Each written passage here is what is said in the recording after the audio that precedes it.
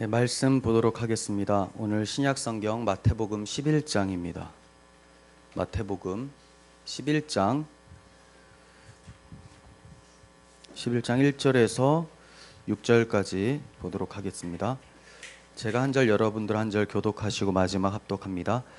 예수께서 12 제자에게 명하기를 마치시고 이에 그들의 여러 동네에서 가르치시며 전도하시려고 거기를 떠나 가시니라.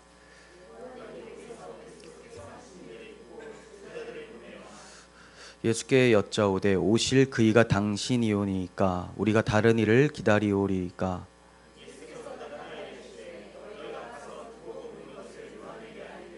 맹인이 보며 못 걷는 사람이 걸으며 나병 환자가 깨끗함을 받으며 못 듣는 자가 들으며 죽은 자가 살아나며 가난한 자에게 복음이 전파된다 하라. 누구든지 나로 말미암아 실족하지 아니하는 자는 복이 있도다 하시니라. 아멘. 네, 오늘은 누가 실족치 않는 자인가, 누가 실족치 않는 자인가라는 제목으로 말씀을 전하도록 하겠습니다. 기독교 신앙을 잘 모를 때는 교회 나가면 다른 종교보다 더 많은 복을 받는 거 아닌가 이렇게 생각을 해서 나오는 경우가 많이 있습니다. 그리고 교회 나가면 이 땅에서 복을 많이 못 받더라도 저 세상 가서 하늘나라라고 일컫는 그 세상에서는 내가 지금 갖고자 하는 그런 복들을 받을 수 있는 것은 아닌가라는 생각도 해서 나오는 사람들이 많아요. 교회 나오다 보면 신앙생활을 하다 보면 이전에 가졌던 생각들이 틀리다라는 것을 좀 알게 되면서 혼란을 겪게 됩니다. 십자가를 강조하는 설교를 듣게 되고 예수 그리스도의 죽으심이 내 몸에 나타나야 된다라는 그런 설교도 듣게 되고, 그러면서 내가 지금 믿고 있는 이 신앙이 이게 제대로 된 기독교인가? 그럼 내가 지금까지 기독교를 몰랐던 것인가? 이런 혼란들이 찾아오게 됩니다. 여러분들에게 십자가가 복음입니까? 십자가가 복음입니까? 십자가는 사실 사형틀이잖아요. 어떻게 그게 복음이 될 수 있겠습니까? 그런데 우리는 복음으로 받아들이게 됐어요. 이렇게 고백을 하지만 정말 삶 속에서 십자가라는 고난이 닥쳐오면 우리는 이게 정말 하나님이 나를 사랑하시는 건가라는 의심이 들 때가 참 많다는 거죠. 십자가가 복음이라는 것이 믿어지고 경험되어지고 고백되어진다라는 것이 사실 이 세상에서 발견할 수 없는 기적이라는 거예요. 하나님께서 일으키신 기적이라는 겁니다. 제가 이렇게 말씀드리는 이유는 참 신앙인의 모범이라고 볼 수가 있는 세례 요한이라는 구약 시대의 마지막 선지자가 오늘 본문에서는 예수님에 대한 의심을 품게 되는 것을 우리는 보게 됩니다. 그가 왜 이런 의심을 갖게 되었고 그는 어떻게 예수님을 바라보고 있었는가에 대해서 좀 살펴봄으로써 우리에게 주신 하나님의 교훈을 얻었으면 좋겠습니다. 본문의 내용은 이렇습니다. 예수님이 이제 제자들을 다 파송하시고 나서 1절에 보시면 제자들을 보내시고 예수님도 여러 동네에서 가르치시고 전도하시려고 거기를 떠나셨다 이렇게 말씀합니다. 네, 그러니까 제자들만 보낸 것이 아니라 예수님 또한 복음을 전하는 모습을 보게 되죠. 이렇게 복음을 전하시고 여러 동네에서 소문이 나게 되죠. 그러면 당연히 요한이라는 사람에게도 이 소리가 들립니다. 요한이 그때 어디 있었느냐? 옥에 갇혀 있었습니다. 옥에, 감옥에 있었어요. 사실 잘못한 것이 없고 괘씸해서 헤롯이라는 왕이 집어넣어버린 거예요. 이따가 또 설명하겠지만, 그래서 세례 요한이 옥에 있을 때 여러 사람들을 통해서 예수님의 사역에 대해서 듣게 되었습니다. 그런데 요한의 마음에 의심이 들기 시작한 거예요. 저분이 정말 그리스도인가? 그래서 자신의 제자들을 예수님께 보내서 당신이 구약 성경에서 예언된 오실 그분이 맞습니까? 만약에 아니면 우리가 다른 분을 기다려야 되는 겁니까? 이렇게 물어보도록 했습니다.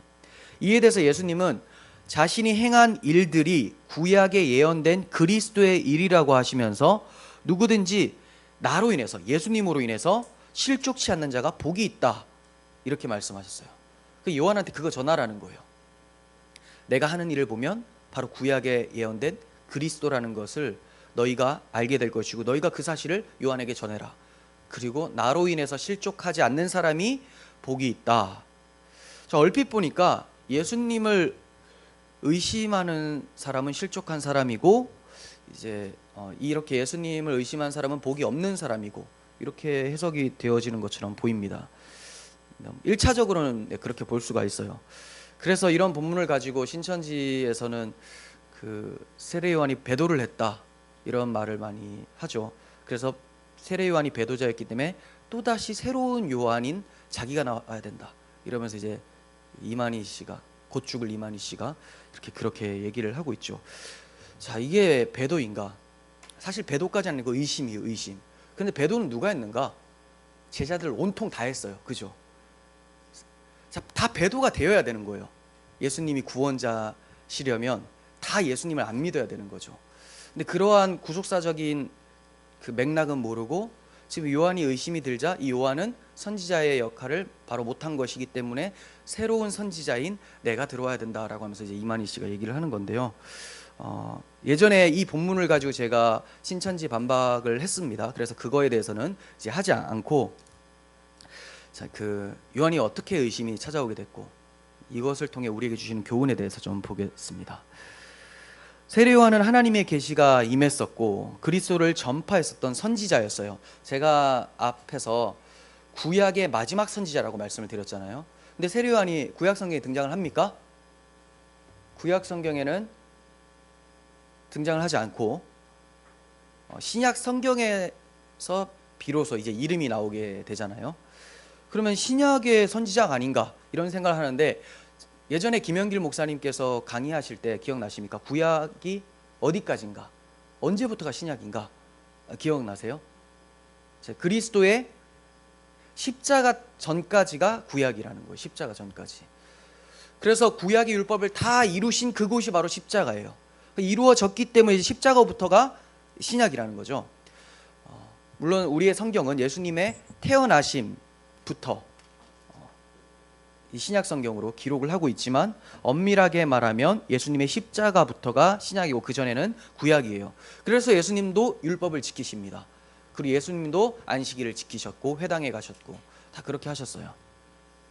그러면 세례 요한은 신약 성경에 등장하지만 사실은 구약의 마지막 선지자인 거예요. 예수님을 마지막으로 오실 메시아를 전파했었던 거예요. 그러므로 세례 요한은 구약 시대의 마지막 선지자로 부름을 받았는데, 이 세례 요한이 마지막 선지자라는 것을 구약 성경의 마지막 책인 말라기에서도 예언이 되고 있습니다. 보겠습니다. 말라기서 3장 1절. 만군의 여호와가 이르노라, 보라, 내가 사자를 보내리니 그가 내 앞에서 길을 준비할 것이요, 또 너희가 구하는 바 주가 갑자기 그의 성전에 임하시리니 곧 너희가 사모하는 바 언약의 사자가 임할 것이라. 언약의 사자, 하나님의 신하가 이제 오게 된다. 이것을 말라기에서 얘기를 하는 거예요. 그리고 말라기서 4장 5절에서는 이 선지자를 가리켜서 엘리야라고 표현하는데요. 보겠습니다. 보라, 여호와의 크고 두려운 날이 이르기 전에 내가 선지자 엘리야를 너희에게 보내리니 그가 아버지의 마음을 자녀에게로 돌이키게 하고, 돌이킨다, 회개죠. 돌이키게 하고 자녀들의 마음을 그들의 아버지에게로 돌이키게 하리라. 자, 그러니까 아버지가 그들을 싫어했었는데 이제 아버지의 마음이 그들에게로 돌아가게 하고, 자녀가 아버지를 싫어했는데 아버지를 사랑하게끔 돌아가게 만든다. 이렇게 표현을 하고 있어요. 돌이키지 아니하면 두렵건대 내가 와서 저주로 그 땅을 칠까 하노라 하시니라. 자, 여기서 이 엘리야를 보내서 하나님의 자녀들이 하나님을 싫어하고 있었는데 변화시키겠다. 이렇게 얘기하고 하나님도 그들을 바라보도록 하겠다. 이걸 예언을 하고 있어요. 그럼 이 엘리야가 진짜 오는 것인가? 엘리야는 한참 전에 바벨론 포로로 끌려가기 전에 선지자예요. 그럼 그가 온다라는 것은 그가 부활한다는 말인가? 그런 게 아니에요. 엘리야와 같이 선지자의 대명사가 엘리야입니다. 가장 선지서 중에서 제일 크고, 또 이유가 있어요. 엘리야가 예언했던 바를 실천해서 예언할 선지자를 보내겠다라는 거예요. 그래서 이 방금 엘리야 이 말씀이 그러니까 엘리야와 같은 이 선지자를 보내겠다라고 이제 말씀을 하고 있는데, 그 사람이 바로 누구냐? 이 세례 요한이다라는 것을 우리는 알게 돼요. 예수님께서도 세례 요한에 대해서 이렇게 말씀하세요. 마태복음 11장 10절 보시면 기록된 바 내가 내 사자를 내 앞에 보내노니 그가 내 길을 내 앞에서 준비하리라 하신 것이 이 사람에 대한 말씀이니라. 그러니까 준비케 한다. 예수님이 오실 준비를 한다 라고 하는 그런 선지자는 세례 요한이다라고 예수님이 말씀하셨어요. 그러므로 세례 요한의 출생과 모든 사역은 모두가 다 그리스도를 증거하는 역할을 하고 있었다는 것을 우리는 알게 됩니다. 그러면 세례 요한이 예수님을 그리스도로 증거한 내용이 어떠한 것인지를 살펴보려고 합니다. 예수님이 어떤 사람이라고 요한이 증거를 했는가? 마태복음 3장에서는 제가 말씀을 드릴게요. 세례 요한이 유대인들로 하여금 회개하라, 천국이 가까이 왔다라고 선포를 했습니다. 이 선포 앞에서 많은 사람들이 죄를 자복하고 요단강에서 세례를 받아요. 이때 바리새인들과 사두개인들도 오게 됩니다. 그것을 보고 이 독사의 자식들아 라고 책망을 해요. 너희가 회개에 합당한 열매를 맺고 속으로 아브라함이 우리의 조상이라고 말하지 말라, 이렇게 엄격하게 꾸짖습니다. 그리고 하나님은 돌들로도 아브라함의 자손이 되게 하신다라고 말씀하세요. 도끼가 나무 뿌리에 놓였으니 좋은 열매를 맺지 않으면 찍혀서 불에 던져질 것이다 라고 경고를 합니다.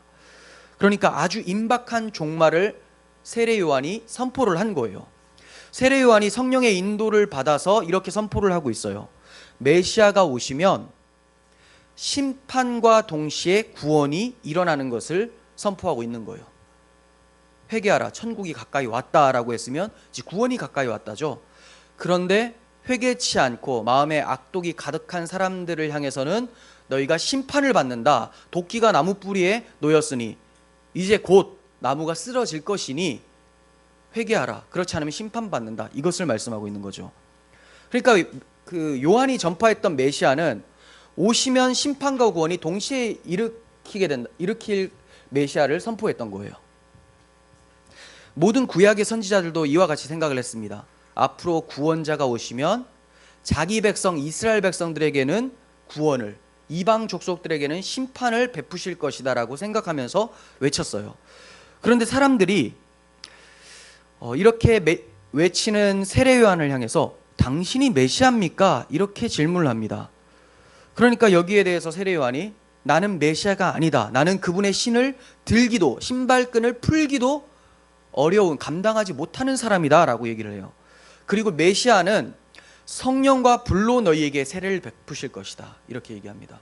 나는 너희에게 물로 세례를 베푸는데 메시아는 성령과 불로 세례를 베풀 것이다. 성령으로 세례를 베푼다는 말은 구원을 얘기를 하고요, 불로 세례를 베푼다라는 것은 심판을 얘기를 합니다. 성령의 불이여 오시옵소서, 불로 하잖아요. 심판이 임하게 해달라는 거예요. 성령이 오시면 우리의 죄악을 다 태우시죠. 그래서 성령이 불같이 임하는 것도 맞아요. 하지만 이 성령이 지금 우리 가운데 역사하지 않으면 마지막에는 심판의 성령으로 임하신다라는 것을 얘기를 해요. 그래서 메시아가 오시면 성령의 세례, 즉 구원과 불세례, 심판을 동시에 가져다 준다라고 요한이 얘기를 했어요.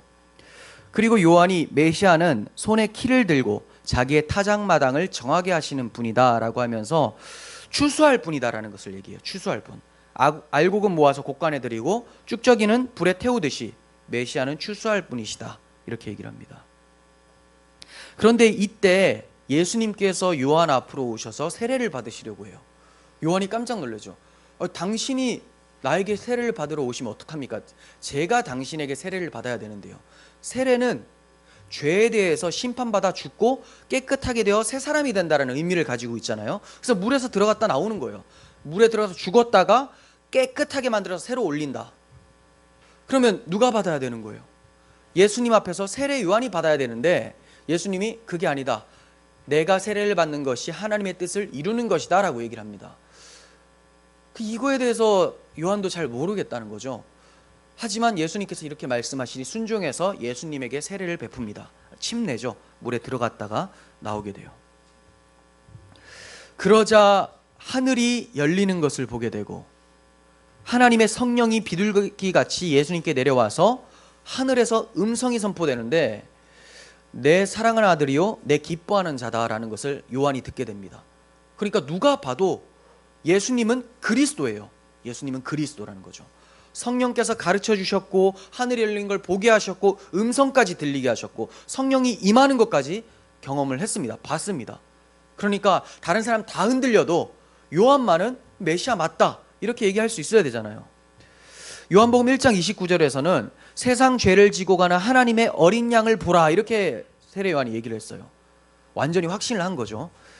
그러면서 심지어 자신은 예수님이 그리스도인지를 몰랐지만 성령님께서 알게 해주셨기 때문에 이제 알게 됐다 이렇게 요한복음 1장 32절 이하에 나옵니다. 읽지는 않겠습니다. 나는 몰랐지만 성령께서 알게 하셨다 이렇게 얘기를 해요. 이런 말씀을 보시면 세상의 모든 사람들이 예수님이 그리스도인지를 몰라도 요한은 알아야 되잖아요. 그런데 요한이 예수님에 대해서 의심하기 시작했다는 거예요. 왜 이런 의심이 찾아왔을까? 그 이유는 세례 요한이 생각했었던 메시아 사역과 예수님이 행하신 메시아 사역이 너무나 달라 보였기 때문이에요. 메시아가 오시면 죄인들을 심판하시고 의인들은 구원할 거라고 세례 요한은 생각을 하고 있었죠. 그래서 이스라엘을 향해서 거침없이 회개를 촉구한 거예요. 이제 심판 받는다. 그분 다 오셨다. 그분 오시면 끝난다. 이렇게 외쳤던 거예요. 그래서 그가 헤롯 왕에게도 외칩니다. 헤롯이 자기 동생 빌립의 아내 헤로디아를 아내로 취하게 됩니다. 이거 잘못된 거다. 회개하라고 외쳤더니 헤롯이 화가 난 거예요. 그래서 감옥에 넣어버리고 결국에는 이제 참수를 합니다. 하지만 이때는 본문에서는 참수 당하기 전에 감옥에 갇힌 상태인 거예요. 그런데 옥에서 제자들을 통해서 들려오는 예수님의 이야기는 자기가 생각했던 메시아의 사역이 아닌 거죠. 오셨으면 구원해 주는 건 좋아요. 하지만 왜 심판을 안 하시는가? 이게 의아한 거예요. 타작을 하지 않는 거예요. 세례 요한은 메시아께서 오셔서 죄인들을 심판하시고 외세를 몰아내시고 다윗의 왕위를 세우셔서 다윗의 나라가 영원토록 이루어질 수 있도록 메시아 왕국이 이루어질 수 있도록 예수님께서 하실 거라고 생각했는데 그걸 안 하니까 당연히 의심이 찾아올 수밖에 없겠죠. 정말로 구약성경에 그렇게 예언이 되어 있었잖아요. 그래서 자기 제자들을 예수님께 보내서 여쭌 거예요. 2절 보겠습니다. 요한이 옥에서 그리스도께서 하신 일을 듣고 제자들을 보내어 예수께 여짜오되 오실 그이가 당신입니까? 우리가 다른 일을 기다려야 됩니까? 예수께서 대답하여 이르시되 너희가 가서 듣고 보는 것을 요한에게 알려라. 도대체 예수님이 하시는 일이 그리스도의 일로 보이지가 않는 거죠. 그래서 예수님은 세례 요한에게 가서 제자들아 요한에게 가서 너희가 보고 듣는 것을 전해라 이렇게 말씀하세요. 자, 어떤 걸 전합니까? 5절입니다. 맹인이 보며 못 걷는 사람이 걸으며 나병 환자가 깨끗함을 받으며 못 듣는 자가 들으며 죽은 자가 살아나며 가난한 자에게 복음이 전파된다 하라. 이게 예수님께서 계속해서 일으키셨던 기적들이에요. 우리가 마태복음 서두에 산상수훈 전에도 살펴봤고 산상수훈 마치고 나서도 기적을 일으키는 사건을 봤잖아요. 치유의 예수님을.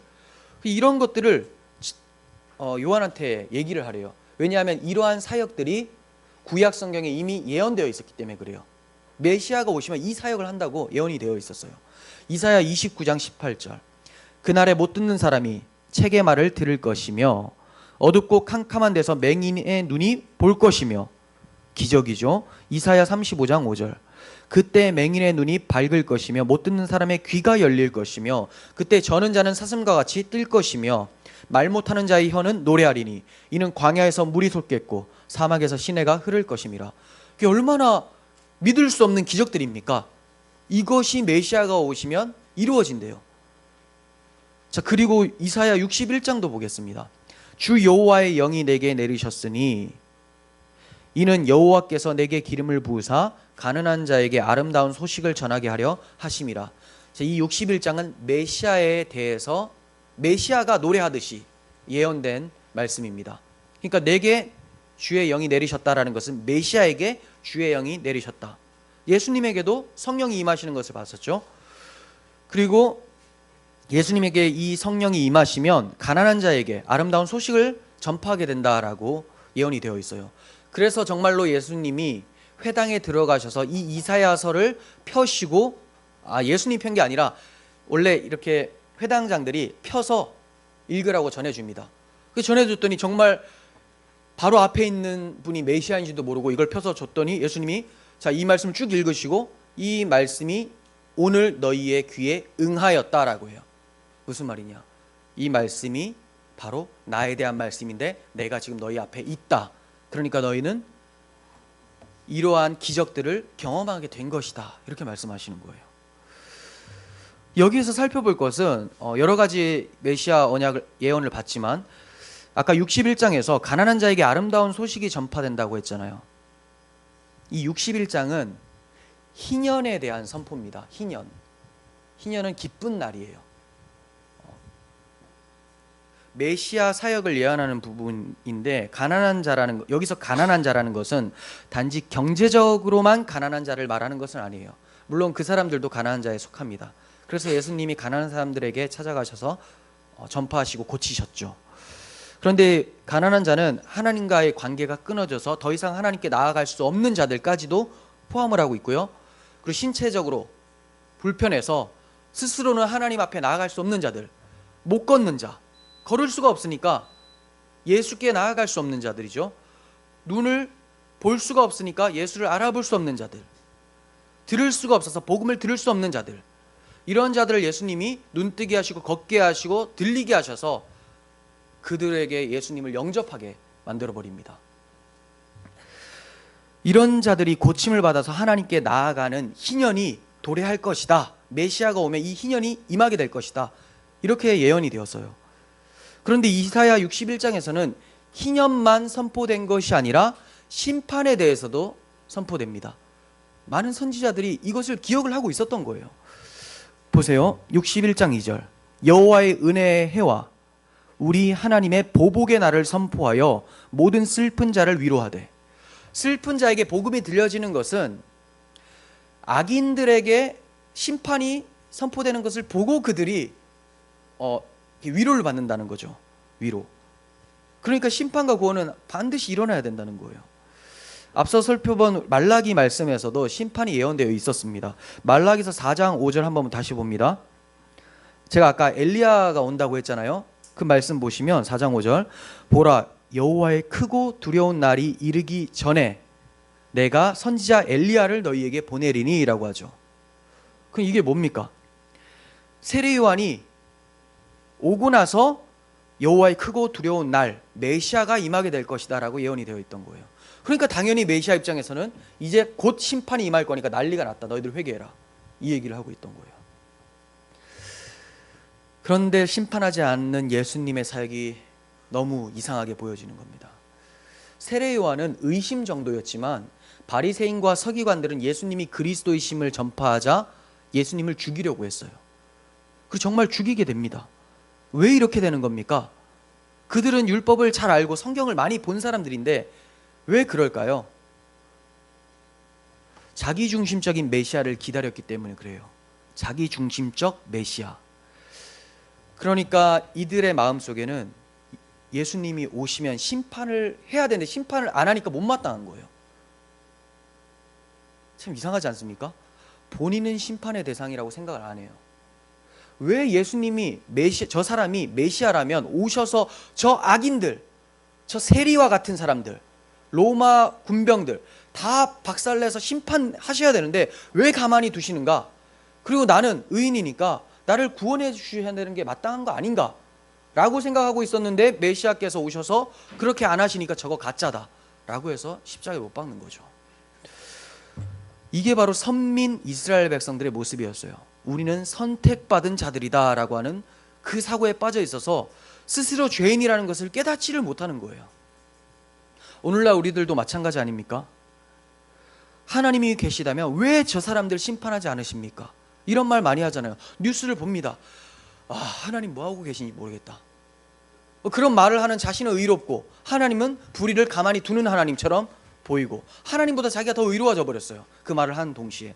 그러면서 자기는 그 심판의 대상에서 제외됐다라고 생각하고 있는 그런 사람들. 불신자들입니까? 교회 다니고 있는 사람들 중에 그런 말을 많이 하잖아요. 그 우리가 바리새인과 사두개인하고 뭐가 다릅니까? 내가 추구하는 하나님, 내가 원하는 메시아가 아니기 때문에 의구심이 드는 거예요. 세월호 사건 때 하나님 뭐 하셨습니까? 그거 글 쓰는 목사도 봤어요. 뭘 뭐 하셨겠어요? 하나님이 일을 하고 계셨던 거죠. 그걸 써놓고 하나님 도대체 저는 하나님을 이해 못하겠습니다 하니까 좋아요가 막 몇백 개씩 달립니다. 왜 달려요? 의로워 보이니까. 하나님보다 더 의로워 보이니까. 너무 그렇습니다. 참을 수가 없고 이해가 안 되는 그런 발언인데, 이해를 못하면 하나님 제가 죄인이라서 이해가 안 됩니다라고 얘기해야 되죠. 어떻게 그렇게 얘기를 할 수가 있어요? 그러면 사람들한테 인기를 많이 받아요. 바리새인과 사두개인들이 예수님을 죽일 때 인기가 없었을까요? 극에 달했어요. 사람들도 그런 예수님이 싫었거든요. 심판하지 않는, 외세를 심판하지 않는 그런 예수님이 싫었어요. 그러니까 사두개인과 서기관들, 바리새인들, 제사장들 다 인기가 극상승하게 됩니다. 예수님은 공공의 적이었어요. 공공의 적. 오히려 누가 인기를 끄냐면 유다 같은 사람들, 품에 칼을 차고 열심당원들, 로마를 언제든지 우리가 혁명을 일으켜서 무너뜨려야 된다, 그런 사람들이 지금도 너무나 많습니다. 어디? 기장 측. 얘기해도 돼요. 그들도 그렇게 생각하고 있어요. 해방신학, 민족 해방을 위해 혁명신학. 그리고 보네포 같은 사람들은 좀 보수 반, 진보 반 이렇게 걸쳐있는, 자유주의 신학, 보수 신학 걸쳐있는 사람인데, 한 손에는 성경, 한 손에는 총을 들어라 라고 했었던 그런 사람. 우리 신학하고는 안 맞죠. 왜냐하면 우리 신학은 예수님의 걸음을 따라가야 되는 거잖아요. 그 예수님께서 심판을 안 하시고 가만히 내버려 두는 거예요. 그리고 다 내게로 와라, 내가 너희를 쉬게 하겠다, 이런 말씀하니까 세례 요한은 물론이고 바리새인 서기관들 당연히 싫어했죠. 그러므로 인간은 예수님이 무엇을 하러 오셨는지에 대해서 진짜로 알게 되면 실족할 수밖에 없습니다. 베드로전서 2장 6절에서 베드로가 이렇게 얘기를 합니다. 이따가 살펴보겠지만 베드로는 이미 이거 쓰기 전에 실족을 한번 해본 사람이에요. 자, 그래서 이렇게 얘기합니다. 성경에 기록되었으되 보라, 내가 택한 보배로운 모퉁이 돌을 시온에 두노니, 자, 이것은 예수님을 얘기를 합니다. 모퉁이 돌, 보배로워요. 그를 믿는 자는 부끄러움을 당하지 아니하리라 하였으니, 그러므로 믿는 너희에게는 보배이나 믿지 아니하는 자에게는 건축자들이 버린 그 돌이 모퉁이의 머릿돌이 되고 또한 부딪히는 돌과 걸려 넘어지게 하는 바위가 되었다 하였느니라. 그들이 말씀을 순종하지 아니함으로 넘어지나니 이는 그들을 이렇게 정하신 것이라. 설명하면 이렇습니다. 예수님이 하나의 돌로 오시는데, 돌은 두 가지 의미가 있어요. 세워주는 건축의 돌이 있고 머릿돌이 있고, 또 하나는 돌에 걸려 넘어지잖아요. 돌뿌리에 걸려 넘어진다는 것처럼 어떤 사람들에게는 이 돌이 넘어뜨리는 돌이다, 장애물이다 라고 했어요. 어떤 사람들에게는 보배로운 산돌, 모퉁이 돌이라고 하느냐, 그를 믿는 자들, 그의 말씀에 순종하는 자들에게는 그분이 보배로운 돌이에요. 그런데 그분의 말씀을 듣지 않고 순종치 않는 자들에게는 걸려 넘어지게 하는 바위와 같다라고 얘기를 합니다. 그러면 예수님이 오셨을 때 예수님의 말씀에 다 순종하고 아멘 했었던 사람들이 단 한 사람이라도 있었을까요? 없었어요.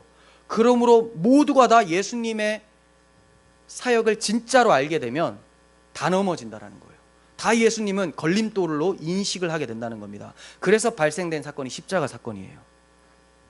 세례 요한은 성령의 지시를 따라서 예수님을 그리스도로 증거했습니다.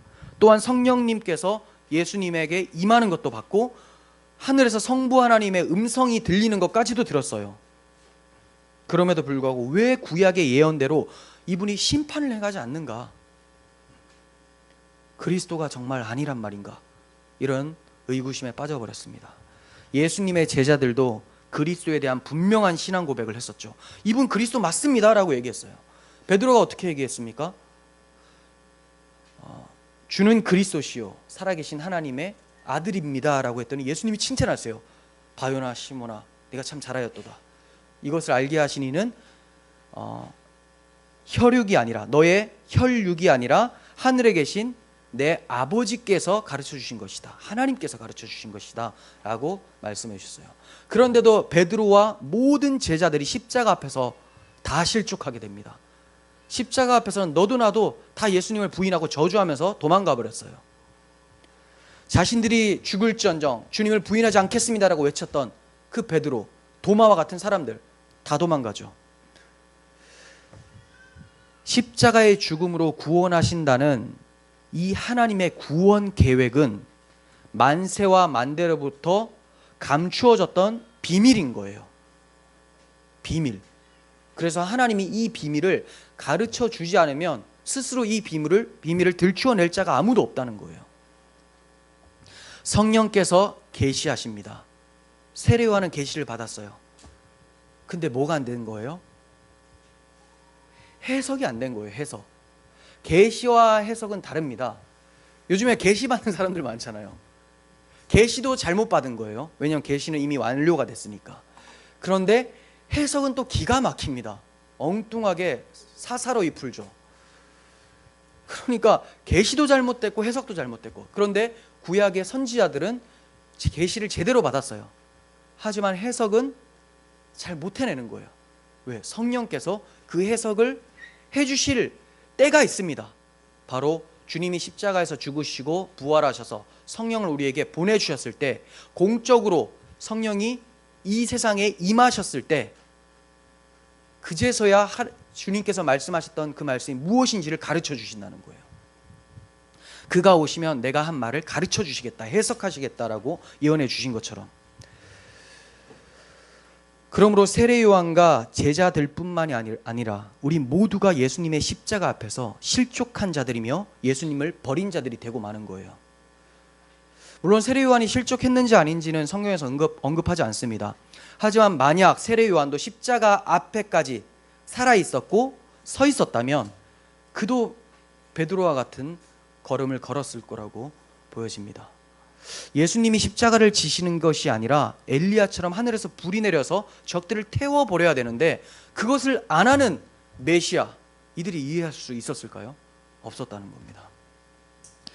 그러면 하나님께서 메시아를 보내셔서 죄인들을 심판하신다라는 말씀은 왜 성취되지 않고 있을까요? 왜 예수님은 세례 요한 때 사람들을 심판하지 않으셨을까요? 요한이나 제자들 다 사람들이 어떻게 생각했냐면, 왜 심판을 안 하실까 이렇게 생각했는데, 사실은 심판하셨어요. 자기 자신을 심판하셨다라는 거죠. 악인을 심판하셔야 되는데 스스로를 심판하셨고, 의인은 하나도 없어요. 그러니까 구원받을 자가 하나도 없는데 자기를 심판하시고 대신 자신의 의를 믿는 자들로 하여금 예수님께서 구원해 주셨다라는 겁니다. 그 사실을 언제 아느냐? 성령이 임하니까 그제서야 내가 십자가에 죽어야 될 죄인이었다라는 것을 이들이 깨닫게 돼요. 그래서 예수님의 그 십자가의 은혜를 감사하면서 이제 우리가 그 예수의 사랑을 전파하자 하면서 나가게 된 거예요. 그전에는 벌벌 떨면서 죽음이 두려워서 문 잠그고 숨고 있었던 이 제자들이 주의 성령이 임하자 무엇이 해석되느냐? 주의 십자가 사랑이 해석되어지고 그 사랑 들고 죽음을 무릅쓰고 복음을 전파하게 되는 것입니다. 그러면 누가 실족치 않는 자입니까? 모두가 다 실족하는 사람이에요. 하지만 하나님께서 평가하실 때 실족치 않는 사람이 있어요.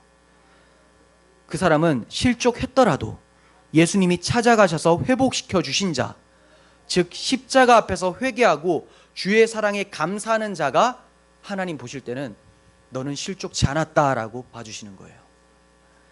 주님을 3번이나 부인하며 실족한 베드로가 어떻게 주의 증인으로 보내심을 받게 되었습니까?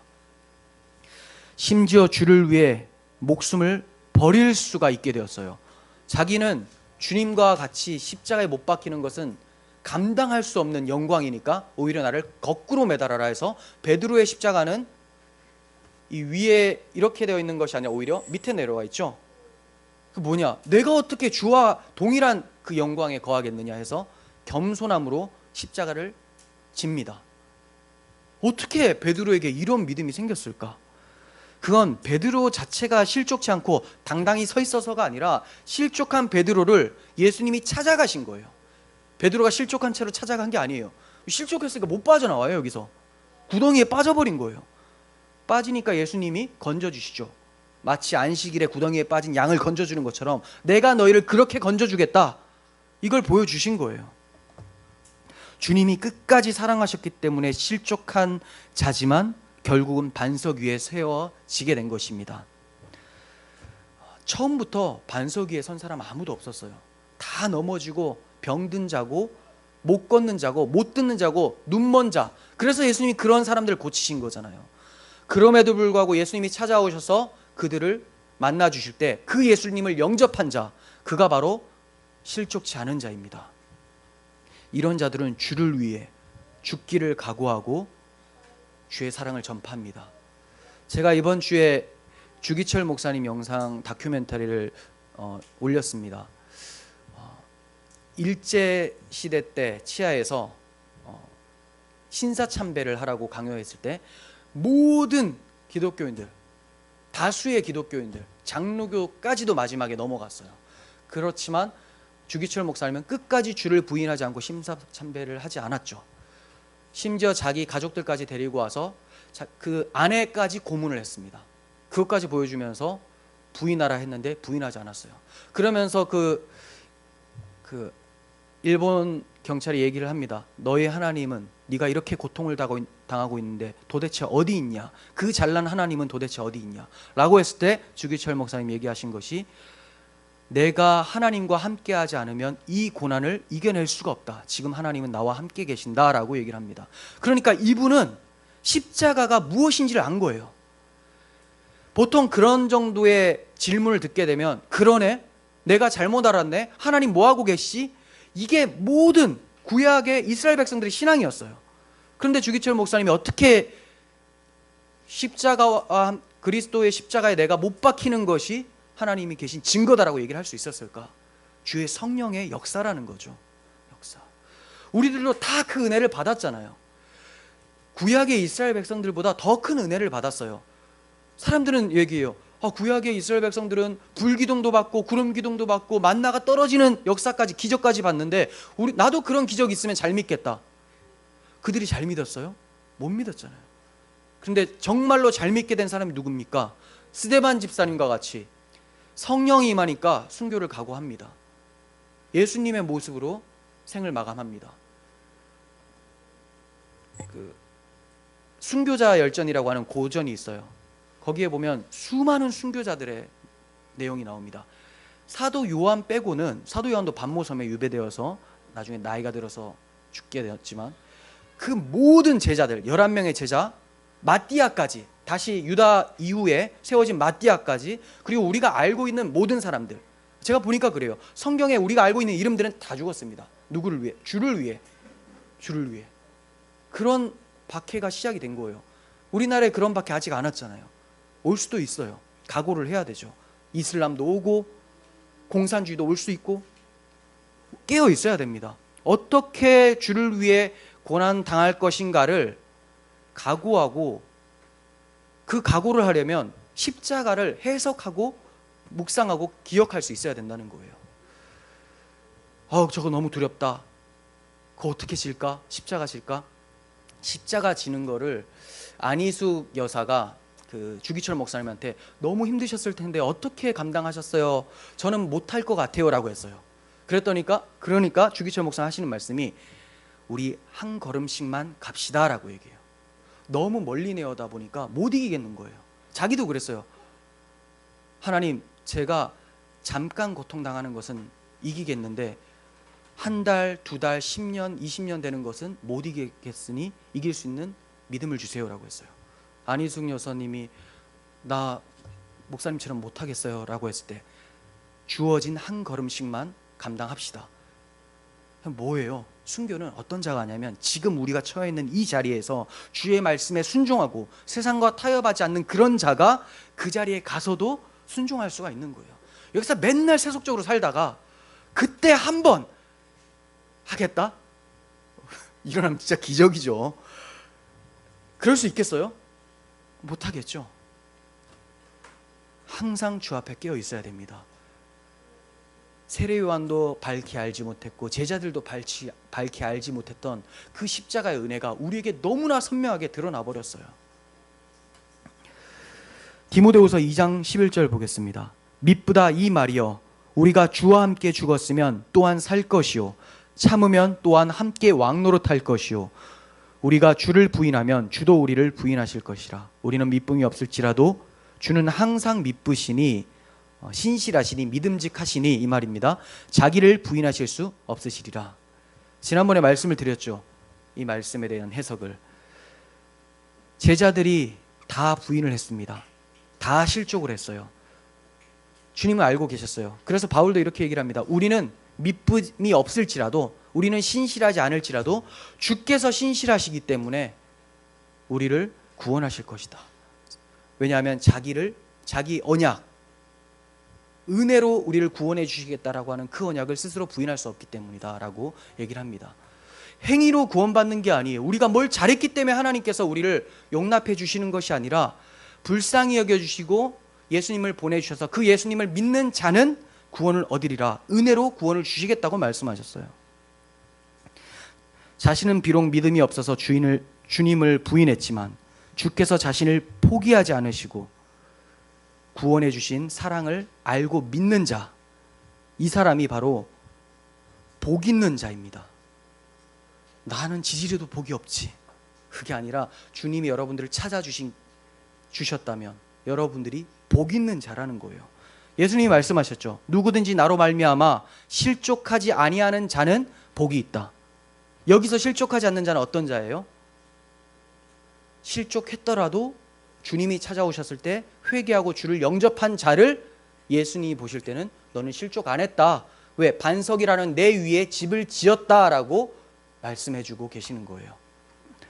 여러분은 이런 복 있는 자이십니까? 우리는 날마다 실족하고 살지만 주 예수 그리스도의 끝까지 사랑하심으로 다시 서게 됩니다. 넘어질 수 있어요. 하지만 아주 엎드러지지는 않습니다. 그러므로 낙심하지 마시고 신실하신 하나님과 우리 주 예수님을 의지하시길 바랍니다. 그러기 위해서 성령님을 우리에게 모시고 성령께서 우리를 통치해 달라고 날마다 간구하셔야 돼요. 끝으로 질문하겠습니다. 이제는 심판이라는 것은 없을까요? 메시아께서 이제 심판을 안 하실까요? 지금은 은혜의 날이요 구원의 날이지만 주님이 다시 오실 때 최후의 심판의 날이 남아 있어요. 그 심판의 날 또한 구원의 날로 맞이하는 사람들이 있습니다. 자신이 주님을 십자가에 못 박은 자라는 것을 알고, 그렇지만 주님이 그 십자가로 자신을 구원해 주셨다라는 그것을 아는 자는 마지막 심판의 날에도 이 날을 구원으로 경험하게 된다는 겁니다. 하지만 예수님이 대신 받으신 심판을 자신이 받아야 될 심판으로 여기지 않는 사람들, 그 예수님의 십자가 필요 없다, 내가 스스로 잘 말씀을 지켜서 구원받아 보겠다라고 하는 그 자들에게는 하나님의 기준에 입각해서 율법을 어긴 자가 되어 심판을 당하게 된다는 겁니다. 그런 사람들은 주님이 심판의 주로 오시게 되고, 우리와 같이 예수의 십자가를 나의 생명으로 여기고 있는 자들은 심판의 날에 주님을 구원의 주로, 신랑으로 맞이하게 된다는 것을 기억하시길 바랍니다.